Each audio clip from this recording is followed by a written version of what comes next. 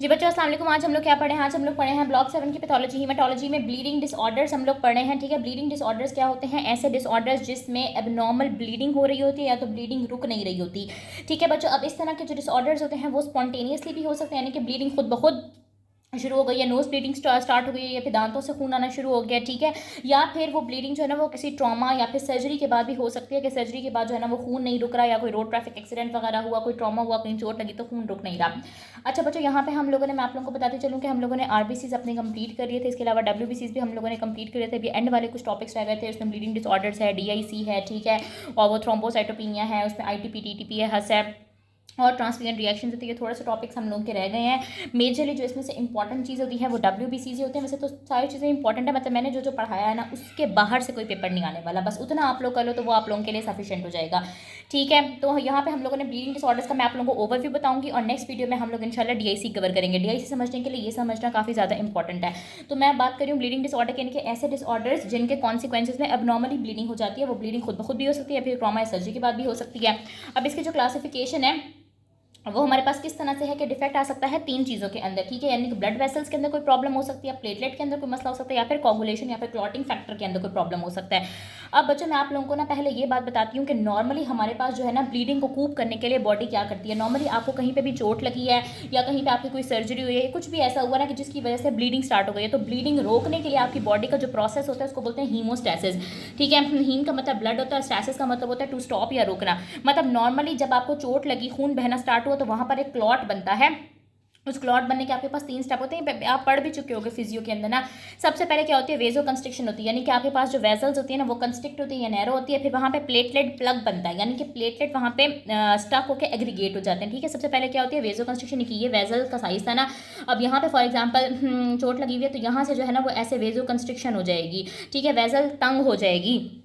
उसके बाद यहाँ पे आके ना प्लेटलेट जो है ना वो अपना प्लग बनाएंगे, प्लेटलेट स्टक होंगे, अपना एग्रीगेट बनाएंगे, और उसके बाद क्या होगा कि clotting factor coagulation cascade activate हो जाएगा। कोगुलेशन कैस्केड क्या होता है ये मैं आपको बताती हूँ। कोगुलेशन कैस्केड हो जाएगा, जो हमारे पास क्लॉटिंग फैक्टर्स होंगे ना वो क्लॉटिंग फैक्टर एक दूसरे के अंदर कन्वर्ट होना स्टार्ट हो जाएंगे, और एंड रिजल्ट क्या होगा कि यहाँ पे फाइब्रिन का क्लॉट बन जाएगा। फाइब्रिन जो है ना इस क्लॉट को स्टेबलाइज कर देगा, और इस तरह से क्लॉट फॉर्मेशन नॉर्मली होती है।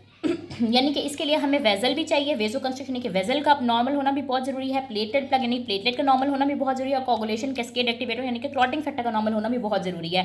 अब इन तीनों के अंदर, तीनों में से किसी भी एक चीज़ के अंदर भी अगर फेलियर हुआ तो आपकी जो ब्लीडिंग होगी ना वो जारी रहेगी, ब्लीडिंग स्टॉप नहीं होगी।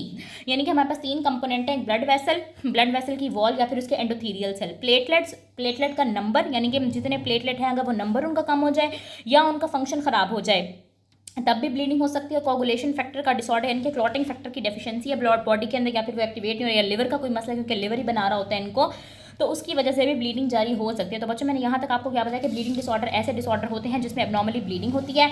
नॉर्मली हीमोस्टेसिस का प्रोसेस क्या होता है? उसमें 3 चीज़ें होती हैं, वेजो कंस्ट्रिक्शन, प्लेटलेट प्लग की फॉर्मेशन और कोगुलेशन कैस्केड का एक्टिवेट होना। अब तीनों के अंदर, ब्लड वेसल के अंदर, प्लेटलेट के अंदर या फिर क्लॉटिंग फैक्टर, किसी भी एक फैक्टर के अंदर अगर डेफिशिएंसी होगी, मसला होगा, तो ब्लीडिंग जारी रहेगी।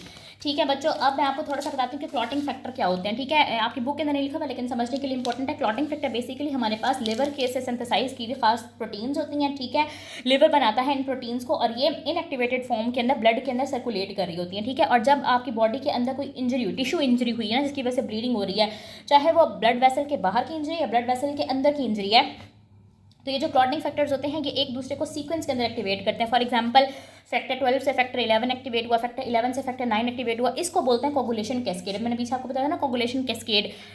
और इस एक्सट्रिंसिक पाथवे होता है, इसके अंदर इंट्रिंसिक पाथवे होता है या कॉमन कोगुलेशन पाथवे होता है। इस पाथवे का पर्पस क्या होता है? फाइब्रिन बनाना।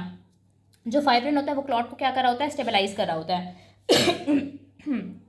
ठीक हो गया बच्चों, अब हम बारी बारी ना इन एबनॉर्मेलिटीज़ की बात करते हैं। हमने क्या बात की है कि ब्लड वेसल के अंदर कोई एबनॉर्मेलिटी हो सकती है जिसकी वजह से ब्लीडिंग जारी रहे, प्लेटलेट के अंदर कोई मसला हो सकता है, या फिर क्लॉटिंग फैक्टर्स के अंदर कोई प्रॉब्लम हो सकती है। पहले हम लोग बात करते हैं ब्लड वेसल्स की एबनॉर्मेलिटी की। अब ब्लड वेसल की एबनॉर्मेलिटी हमारे पास कौन कौन सी कंडीशंस के अंदर हो सकते हैं? कंडीशन के बस आप नाम याद रखना है। विटामिन सी डेफिशिएंसी उसको स्कर्वी बोलते हैं, amyloidosis affecting the blood vessel, chronic glucocorticoid या फिर ये जो स्टीरॉइड्स होते हैं इनका इस्तेमाल करना, कुछ इनहेरिटेड डिसऑर्डर्स होते हैं, इसके अलावा इन्फेक्शंस होते हैं, इसके अलावा हाइपर सेंसिटिविटी रिएक्शन, वास्कुलाइटिस होती हैं। ठीक है, अगर ब्लड वेसल की एबनॉर्मेलिटी इन तमाम डिजीजेस की वजह से हो सकती है जिसकी वजह से ब्लीडिंग रुक ना रही हो। अब इनके कैरेक्टरिस्टिक क्या होते हैं कि अगर आपके पास ब्लड वेसल का कोई प्रॉब्लम है ना जिसकी वजह से ब्लीडिंग जारी हो, ब्लीडिंग रुक नहीं रही, तो एक तो कैरेक्टरिस्टिक ये होता है कि ये स्पॉन्टेनियस होते हैं, इनकी खुद ब खुद ब्लीडिंग स्टार्ट हो जाती है। इसके अलावा स्किन के ऊपर पेटिकी और एक्यूमोसिस देखने को मिलते हैं, जिसको बोलते हैं ब्लीडिंग इनटू स्किन। अब पेटिकी क्या होता है हमारे पास बेसिकली बच्चे, ये देखो ना कि स्किन के नीचे हमारे पास क्या होती है, यहाँ पे कैपिलरीज होती हैं, छोटी छोटी ब्लड वेसल्स होती हैं। अब जब ब्लड वेसल के अंदर एब्नॉर्मेलिटी आई हुई तो कैपिलरीज क्या होंगे, टूटना स्टार्ट हो जाएंगे और उनसे ब्लड निकल के स्किन के नीचे जमा होने शुरू हो जाएगा और वो पैचेस की फॉर्म में नजर आएगा, उसको बोलेंगे पेटिकी और एक्यूमोसिस। पेटिकी स्मॉलर पैचेस होते हैं और एक्यूमोसिस लार्जर पैचेस होते हैं। ये हमारे पास पर्पल कलर के ऐसे डॉट्स की फॉर्म में नजर आते हैं, क्योंकि ये छोटे, इनका साइज काफी छोटा होता है। एक्यूमोसिस जो है ना वो लार्जर पैचेस की फॉर्म में होते हैं, ब्लू या फिर ब्लैक होते हैं। और अगर आप ब्लड वेसल की एब्नॉर्मेलिटी है तो आप अगर क्लॉटिंग फैक्टर के टेस्ट करें ना, क्लॉटिंग फैक्टर को टेस्ट करेंगे तो वो तो नॉर्मल निकलेगी, क्योंकि क्लॉटिंग फैक्टर का तो मसला ही नहीं, यहाँ पे मसला किसका हो रहा है, ब्लड वेसल का हो रहा है। अब ये कंडीशंस हो गई। इसके अलावा वो कह रहा है कोई भी ऐसी सिस्टमिक कंडीशन या फिर ऐसी डिजीजेस जो पूरे बॉडी को अफेक्ट, जैसे सेप्सिस वगैरह होता है, पूरे बॉडी को अफेक्ट कर रहा है, अगर उसकी वजह से आपके जो एंडोथीलियल सेल्स हैं ब्लड वेसल्स के वो इन्फ्लेम या डैमेज हो जाए तो वेसल्स लीक हो जाती है और ब्लीडिंग स्टार्ट हो जाती है। तो यहाँ पे वो क्या बात कर रहा है बच्चों, सबसे पहले आपको समझ आ जाए कि एंडोथीलियल सेल्स क्या होते हैं। जो हमारे पास ब्लड वेसल होती है उसके जो अंदर के सेल्स होते हैं ना, उसकी जो लाइनिंग होती है उसको बोलते हैं एंडोथीलियल सेल्स। ठीक है, ये ब्लड वेसल है, ब्लड वेसल के अंदर हमारे पास एंडोथीलियल सेल्स लगे हुए होते हैं, जो हमारे पास इसकी प्रोटेक्टिव इनर लाइनिंग होती है। और ये जो एंडोथीलियल सेल्स होते हैं ना, ये इस वेसल को इंटेग्रिटी या स्टेबिलिटी पर प्रोवाइड कर रहे होते हैं, ये प्रिवेंट कर रहे होते हैं ब्लड की लीकिंग, ताकि ब्लड यहाँ से लीक ना हो और ब्लड वेसल के अंदर यहाँ कहीं क्लॉट ना बने, ब्लड जो है ना इससे ऐसे फ्लो करता रहे, इसे स्टेबलाइज करी होती है वेसल को। तो वो कह रहा है कोई भी ऐसी कंडीशन या कोई भी ऐसा डिसऑर्डर जिसकी वजह से जो एंडोथीलियल सेल्स है ना, अगर ये इन्फ्लेम या फिर डैमेज हो जाए ना, ठीक है, एंडोथीलियल सेल्स इन्फ्लेम या फिर डैमेज हो जाएंगे तो इससे क्या होगा कि ये ब्लड वेसल यहाँ से लीक करना स्टार्ट कर देगी। और जो नॉर्मल इसका काम था कि इसने इसके अंदर ब्लड वेसल के अंदर क्लॉटिंग को प्रोटेक्ट करके रखना था, तो अब ये क्लॉटिंग को प्रमोट करना स्टार्ट कर देगी अगर ये यहाँ से इंजर हो जाए। आप इसको समझो जैसे एक पाइप होता है हमारे पास, पानी का पाइप जो होता है ना उसके अंदर लाइनिंग लगी हुई होती है जो पानी को स्मूथली में से फ्लो करवा देती है। अगर यहाँ पे क्रैक्स हो जाए पानी के पाइप के अंदर तो क्या हो जाएगा, पानी का पाइप लीकी हो जाएगा, उसे पानी बहना स्टार्ट हो जाएगा। इसी तरह अगर एंडोथीलियल सेल्स डैमेज हो जाएंगे तो हमारे पास जो वेसल होगी वो लीकी हो जाएगी। ठीक है, तो यहाँ पे हमारे पास ब्लड वेसल की एब्नॉर्मेलिटी खत्म हो गई। मैंने यहाँ तक आप लोगों को क्या बात बताई है कि जो ब्लड वेसल की एब्नॉर्मेलिटी है वो इन कंडीशन में देखी जाती है, उसके कैरेक्टरिस्टिक ये होते हैं कि स्पॉन्टेनियस होती है और पेटिकी एक्यूमोसिस मिलते हैं और कोगुलेशन टेस्ट अगर लेबोरेटरी में कराया जाए तो वो नॉर्मल निकलते हैं।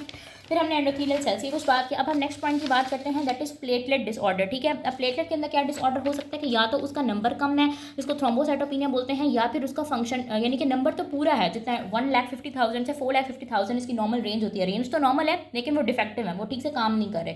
थ्रोम्बोसाइटोपिनिया यानी कि इनका नंबर कम है और इसका फंक्शन लॉस हो गया। फंक्शन लॉस किन किन कंडीशन में हो सकता है, कुछ हमारे पास एक्वायर्ड कंडीशन है, कुछ हमारे पास इनहेरिटेड कंडीशन है। इनहेरिटेड कंडीशन के अंदर वॉन वाइल ब्रांड डिजीज आ जाती है हमारे पास, जो कि इंपॉर्टेंट डिजीज है, आगे हम पढ़ेंगे भी सही।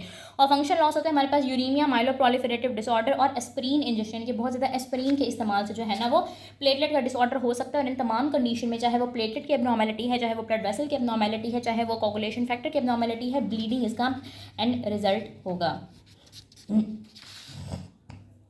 अब इसके कैरेक्टरिस्टिक क्या होंगे कि इजी ब्रूजिंग, जब आपके पास प्लेटलेट ठीक नहीं होते ना तो आपको छोटी सी भी खराश जो है ना वहाँ पे बहुत ज़्यादा चोट है, छोटी सी भी अगर आपको कहीं से कुछ चोट वगैरह लगी ना तो वहाँ पे पूरा ब्रूज बनना, नील बनना स्टार्ट हो जाएगा। इसके अलावा नोज ब्लीडिंग, बैठे बैठे नाक से खून आना, इसको एपिस्टेक्सिस बोलते हैं, क्योंकि प्लेटलेट तो आपके पास नहीं है ना, प्लेटलेट प्लग ही नहीं बन रहा। Excessive bleeding from minor trauma, कोई भी छोटी सी चोट लगी तो वहाँ से खून आना रुक ही नहीं रहा। खून क्यों नहीं रुक रहा, क्योंकि जो नॉर्मल हीमोस्टेसिस का प्रोसेस था उसके अंदर प्लेटलेट प्लग बनना था, प्लेटलेट प्लग नहीं बन रहा। जब प्लेटलेट प्लग नहीं बन रहा तो आपके पास वहाँ पे क्लॉट नहीं बन रहा और खून नहीं रुक रहा। इसके अलावा मेनोरेज यानी कि पीरियड्स बहुत ज़्यादा हैवी आते हैं, बहुत ज़्यादा मेंस्ट्रुअल फ्लो होता है, क्योंकि जो नॉर्मल हीमोस्टेसिस का प्रोसेस था वो नहीं हो रहा। अब नेक्स्ट है हमारे पास क्लॉटिंग फैक्टर की एब्नॉर्मेलिटी। क्लॉटिंग फैक्टर की जब भी एब्नॉर्मेलिटी होगा तो पीटी या फिर पीटीटी प्रोलॉन्ग होगा। अब ये पीटी और पीटीटी क्या होता है ये मैं आपको आगे चल के बताती हूँ। इसके अलावा जो जॉइंट्स होते हैं, लोअर लिम्स होते हैं, वहाँ पे हैमरेजेस यानी कि खून जमा होना शुरू हो जाता है, क्योंकि ये जो एरियाज होता है आपने देखा होगा जैसे ही वो जो लोग होते हैं वो थोड़ा सा चलते फिरते हैं, सीढ़ियाँ चढ़ते हैं, तो वहाँ पर क्या होता है खून जमा होना स्टार्ट हो जाता है जॉइंट्स में, यहाँ पे लोअर लिम्ब के अंदर, क्योंकि क्लॉटिंग फैक्टर नॉर्मल नहीं होते। थोड़ा सा भी ट्रॉमा हुआ तो वहाँ पे खून जमा होना शुरू हो गया। इसके अलावा कोई सर्जरी या डेंटल प्रोसीजर आपने अक्सर देखा होगा कि दांत की सर्जरी कराई है और उसके बाद खून ही नहीं रुक रहा। अक्सर हीमोफीलिया के पेशेंट्स के अंदर ये होता है, या फिर सरकमसिजन कराई है उसके बाद खून नहीं रुक रहा। तो सर्जरी, डेंटल प्रोसीजर या फिर ट्रॉमा के बाद जो है ना वो मैसिव हैमरेजेस देखने को मिलते हैं, खून रुकता ही नहीं है, बहुत ज़्यादा खून का लॉस होना स्टार्ट हो जाता है, पेशेंट की इवन डेथ भी हो जाती है।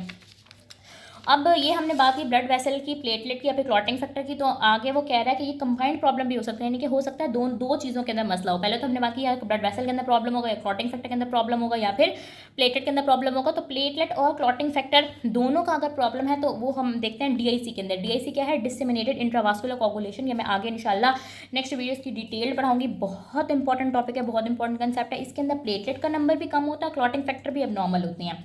और दूसरी डिजीज़ है हमारे पास वॉन वाइल्ड ब्रांड डिजीज़, ये भी इंशाल्लाह हम पढ़ेंगे। नेक्स्ट हमारे पास आ जाती है इसकी कुछ इन्वेस्टिगेशन। आपकी बुक के अंदर पहले इन्वेस्टिगेशन दी हुई है, बाद में डिटेल दी हुई है, तो मैंने सोचा कि पहले मैं आपको डिटेल पढ़ा दूँ और उसके बाद इन्वेस्टिगेशन। इन्वेस्टिगेशन 3 तरह की दी हुई है। एक है हमारे पास prothrombin time that is PT, partial thromboplastin time that is PTT, and platelet के टेस्ट, प्लेटलेट के नंबर और उसके फंक्शन के टेस्ट। सबसे पहले हम बात करते हैं पीटी की, इट इज प्रोथ्रोम्बिन टाइप। अब ये हमारे पास एक ब्लड टेस्ट है जो कि मेजर करता है how long blood takes to clot through extrinsic pathway, यानी कि एक्सट्रिंसिक पाथवे के थ्रू ब्लड को क्लॉट करने में कितना टाइम लगता है, ये हम पता करते हैं प्रोथ्रोम्बिन टाइम से।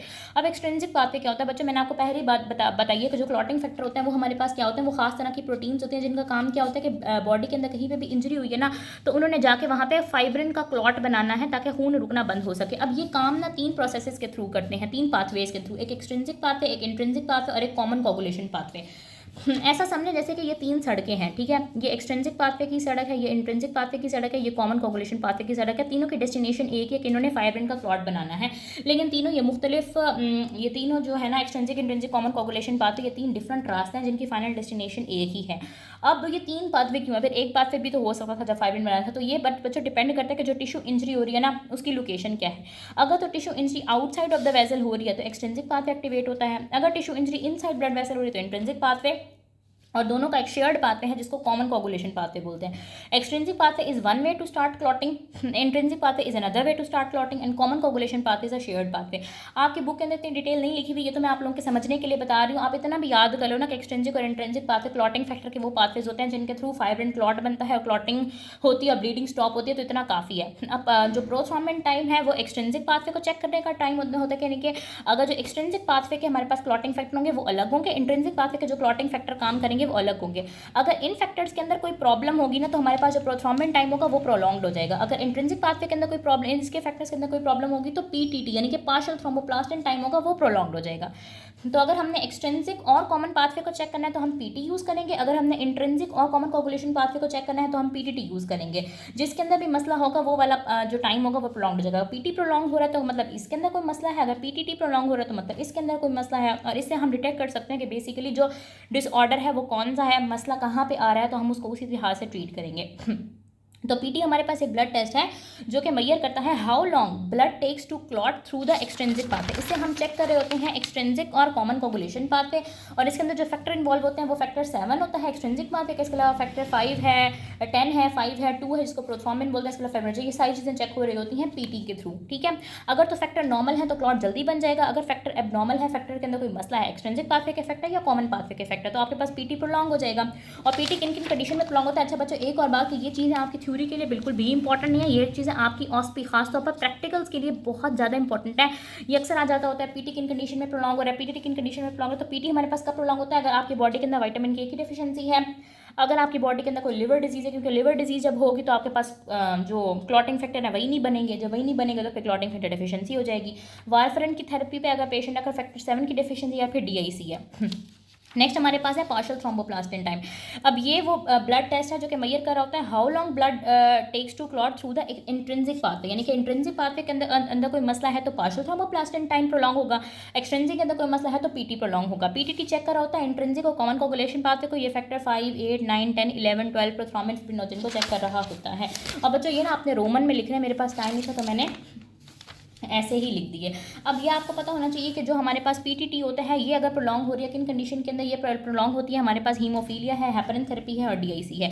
उसके बाद प्लेटलेट के टेस्ट होते हैं, तो नॉर्मल अगर आप सीबीसी कराएंगे तो उसी से आपको पता चल जाएगा कि प्लेटलेट की नॉर्मल वैल्यू होती है 1,50,000 से 4,50,000 पर माइक्रोलीटर। तो अगर आपके पास कम है प्लेटलेट का काउंट तो उसको थ्रोम्बोसाइटोपेनिया बोलेंगे, of course the body susceptible to bleeding. इसके अलावा प्लेटलेट फंक्शन टेस्ट होते हैं, उसमें बताया हुआ कि ऐसा कोई खास हमारे पास टेस्ट नहीं है, 1-2 टेस्ट के नाम लिखे हुए हैं, बस आप लोग इतना याद कर लें, ये मोर देन इनफ है। मैं आप लोगों को बुक से भी दिखा देती हूँ बच्चों। ये ब्लीडिंग डिसऑर्डर दिया हुआ, ये इन्वेस्टिगेशन है, पीटी है, पीटीटी है, ये मैंने आपको एंड में बताई है, पहले मैंने आपको ये चीज़ें पढ़ा दी हैं सारी। और नेक्स्ट वीडियो में हम लोग डीआईसी रिकॉर्ड करते हैं। आप लोगों को कोई भी प्रॉब्लम है यहाँ तक तो you can ask me easily.